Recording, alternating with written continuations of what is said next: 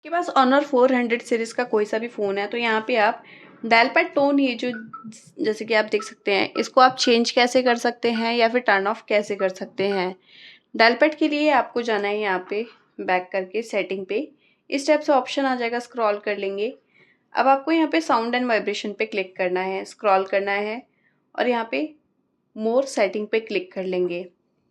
यहाँ पे keypad tone का ऑप्शन है, कीपैड टोन आपका मेलोडी सिलेक्टेड है या फिर डिफ़ॉल्ट, यहाँ से आप चेंज कर सकते हैं। डिफ़ॉल्ट करने पे अब आप देख सकते हैं कुछ इस टाइप से साउंड आ रहा है और यहाँ पे इसको टर्न ऑफ करना है तो इसको क्लिक करके नन पे क्लिक कर देंगे, बैक करेंगे।